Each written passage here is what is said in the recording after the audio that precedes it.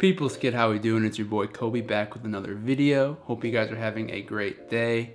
Today I have a great video for you guys. I'm going to be talking about Jeremy Lin and the rise of Linsanity 5 years ago to this month. It's amazing to me how fast time flies, but now 5 years later we look in the past and we see that story of Jeremy Lin as one of the coolest stories that I can remember as an NBA fan, especially in the regular season, because it came out of nowhere. We decided to make our own little spin on Linsanity and give our own little story about how it was told from our perspective. It's a really cool story and I hope you guys enjoy it. I think any basketball fan that enjoys an underdog story will really love the story of Jeremy Lin. So sit back, relax, enjoy it. Without further ado, let's get into the video. When we consider some of the best underdog stories in sports over the last few years, it is clear each possess their own unique qualities that carry the story onto the front pages of national publications across the country. Despite the shock and amazement that comes along with each individual story, there also comes a greater level of appreciation and understanding for what was once thought impossible by the status quo of fans, media, and even professional athletes themselves. In the case of Jeremy Lin, it is quite possible there has never been a player who needed to consistently prove himself over and over again just to get an opportunity to display his talents to the world in the greatest league in the world. As you'll see in this video, the story of Jeremy Lin's ascension and becoming the NBA's biggest phenomenon for the month of February 5 years ago is a story of triumph against all odds and the importance of self-belief in one's abilities. Because as Jeremy shows, as long as you believe in yourself, you'll never know what life has planned for you once you combine that belief with a vision, hard work, and dedication. To understand the complete rise of Lin in the NBA, it's important to understand the foundation in which his eventual success was built. You see, one of the biggest misconceptions about the story of Linsanity from general NBA fans is the notion that Jeremy's star came out of nowhere. A player that went from being a fringe D-League player to one of professional sports' biggest sensations overnight. While the framing of this perspective carries merit, it lacks the proper credit to Lin as a very good basketball player at every level in which he played. Unlike the story of Rudy or the inspirational tale of Jason McElwain's 20-point night 10 years ago, Lin consistently produced for all the teams he played for prior to the NBA, starting with his high school in Palo Alto, California. At Palo Alto High School, Jeremy was a team captain and averaged 15.4 points per game, 6.2 assists, and 4.2 steals per game, while leading his high school to a state title his senior season. Best feeling to go out on top. I mean, it is a dream come true. But despite Lin's bevy of accomplishments, including upsetting number 11 nationally ranked Mater Dei in the state finals, Jeremy did not get a lot of looks from Division I schools. In fact, Lin even admitted that some D3 schools wouldn't even look at him. So after failing to garner a scholarship offer from his dream school, Stanford University, Jeremy accepted a guaranteed spot on the Harvard men's basketball team. As most of you can already guess, Jeremy made every Pac-10 team on the West Coast that rejected him look pretty dumb. Coached by former Duke player and Michigan head coach Tommy Amaker, Lin flourished in Amaker's high-octane offensive system, averaging 16.4 points per game, 4.4 rebounds, 4.5 assists, and 2.4 steals per game, while simultaneously contributing to the rebuild of the Harvard men's basketball program, a program now considered to be the very best in the Ivy League. One of the biggest individual highlights of Lin's career at Harvard that garnered him some national attention was his incredible performance against the UConn Huskies in a regular season matchup in his senior season. Going up against future NBA star Kemba Walker, Lin finished the game with 30 points and 9 rebounds, foreshadowing his potential to compete amongst NBA-like size and length a team like Connecticut possessed. Yet the ultimate goal of landing on an NBA team remained a tall task, as very few Ivy League players, let alone Harvard basketball players, receive interest from the NBA after completing their collegiate careers. After failing to be drafted in the 2010 NBA draft, Lin landed an offer to play for the Dallas Mavericks Summer League team, a move that helped propel him to being offered a 2-year deal from the Golden State Warriors. Our guest is our newest Golden State Warrior, and that is Jeremy Lin. And first of all, congratulations. What's this like for you? Well, this is a dream come true. And, you know, obviously playing in the NBA would have been a dream come true, but this is really a dream come true because this was obviously the team that I grew up, you know, cheering for, and it's the one team that I really wanted to play for. Ironically, a man that traveled across the entire U.S. to get his basketball game noticed was returning to his home area in a dreamlike scenario. Not only this, the accomplishment of signing to an NBA team did not go unnoticed by the Asian American community, as Lin was poised to be the first American of Chinese or Taiwanese descent to play in the NBA. As a result, despite being one of the last players on the bench during his time with the Warriors, Lin was one of the more popular Warrior players on the team because of his unique story in making it to the NBA.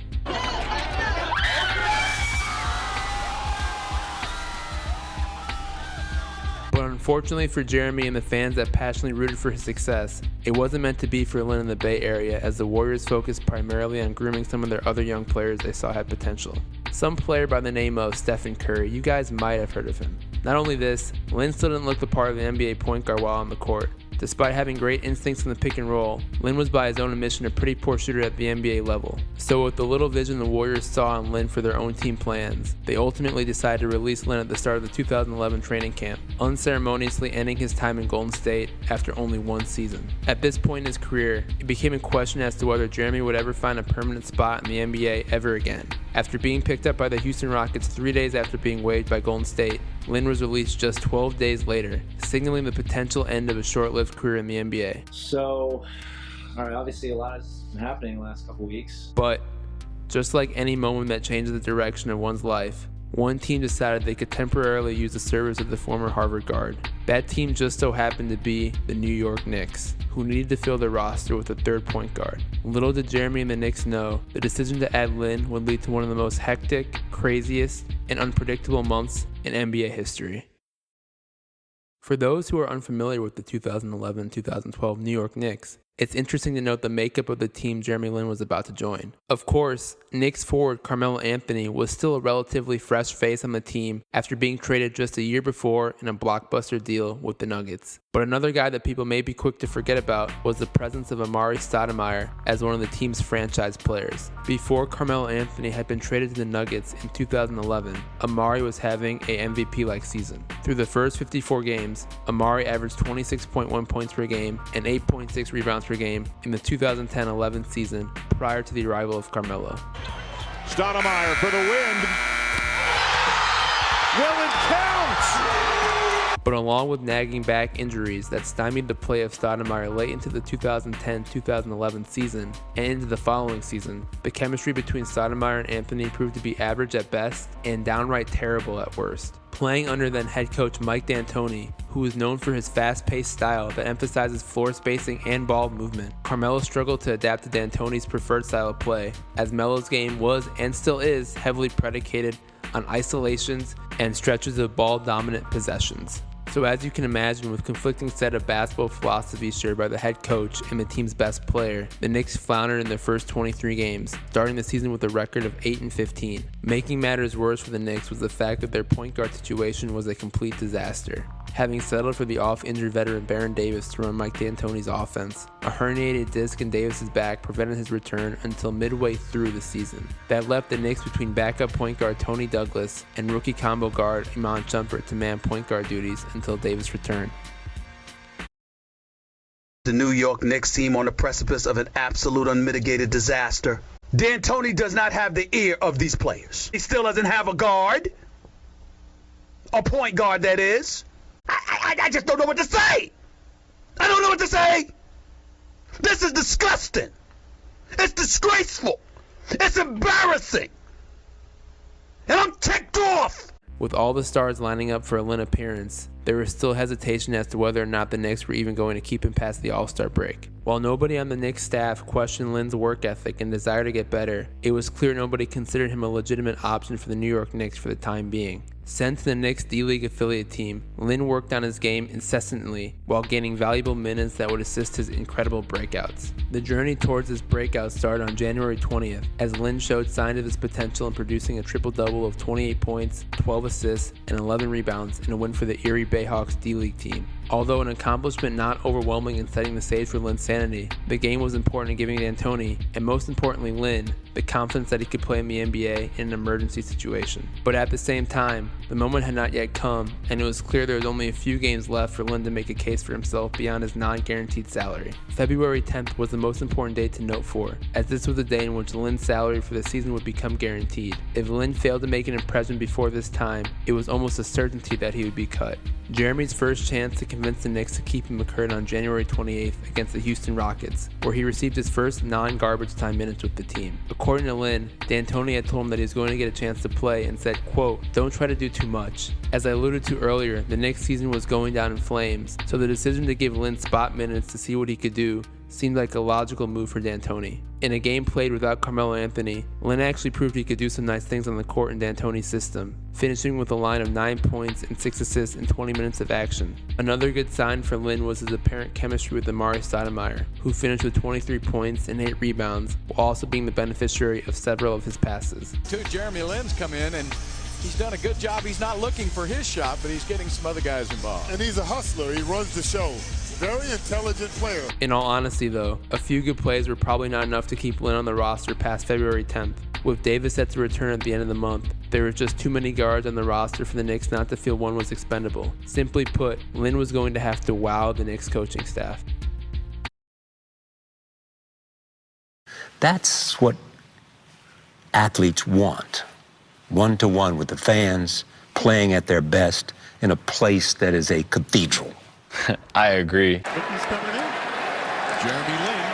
February 4th, 2012 is recognized as the first day of Linsanity. Playing against the New Jersey Nets, Lin entered the game with 3 minutes and 35 seconds to go in the first quarter with the Knicks trailing 20-16. Facing up alongside at the time All-Star point guard Darren Williams, Lin matched Williams at every turn, amazing everyone who was in attendance. One of the major revelations was Lin's mastery at the pick and roll in this game. In short, it was simply his bread and butter by either ferociously attacking the rim on a poor hedge or lobbying up multiple alley-oops to roll bigs like Tyson Chandler. On the night, Lin finished with 25 points, 5 rebounds, and 7 assists in defeating the New Jersey Nets while shockingly staking his claim as a legitimate NBA player. Offensive shot clock at 8, splits the defense again, gets to the rim, puts it, and a foul! Jeremy Lin does it again! After such a performance, there was no way the Knicks could justify cutting Lin to save some cash. The only question left was whether or not D'Antoni was going to play with his new house money and unleash the beast known to us all as Linsanity. That February of 2012, D'Antoni bet the house.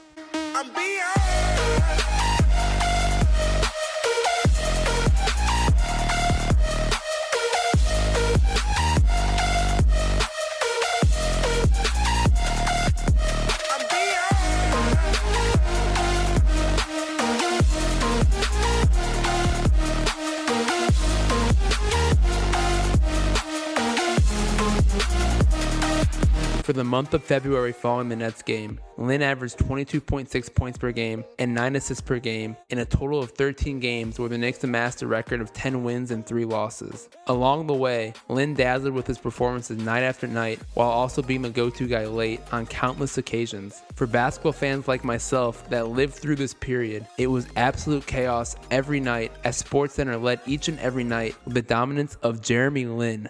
You have been surpassed as the most famous person who was a Harvard graduate. Jeremy is doing good, and I knew about Jeremy before you did. My personal favorite moment of Linsanity had to be when he single-handedly took down Kobe Bryant and the Lakers after Kobe unintentionally dissed him a few days earlier after claiming he had no idea who Jeremy Lin was. Are you surprised at the production that Lin's had over the past week?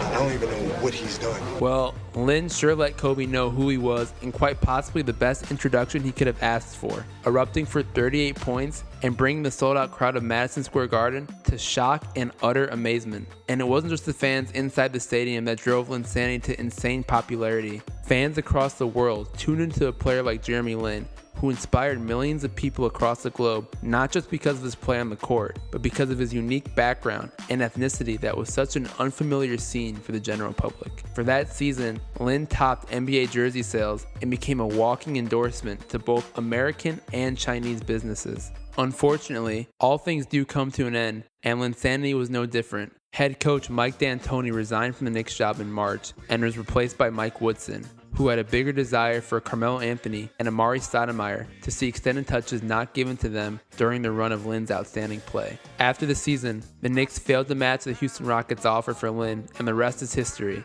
Linsanity was forever a moment in time. Of course, it's not like Jeremy Lin has just disappeared from the NBA. He has done some good things for NBA teams since that time with the Knicks, but he has yet to consistently bring the element of magic of that month of February since. Currently, Lin awaits return from injury for a Brooklyn Nets team that could desperately use his playmaking.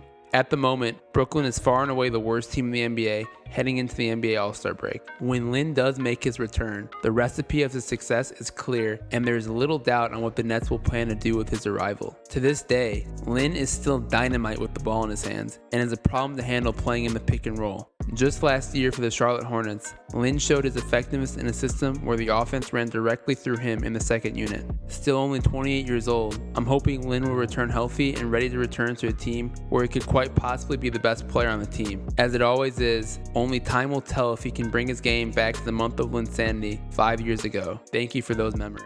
So there you have it, Linsanity as told by the People's Kid. You know, we had a great time making it. It was a blast, and it's just a great story that I hope we could still see some of it, because I still see Lin and I still think, man, that guy has a motor to him, and the pick and roll, he's just a great player. I really hope that he can get going with the Nets, as I mentioned at the end of that video. Anyways, guys, I hope you enjoyed the video. If you liked the video, drop a like down below. Subscribe if you like basketball videos. We make a lot of basketball videos. We're gonna start churning them out. Appreciate all the support you guys have been giving us. We've been growing every day. It's been really exciting. So I appreciate everyone that's been watching our videos. Other than that, stay cool, enjoy the NBA All-Star weekend, and yeah, I'll see you guys later. Deuces. Yeah.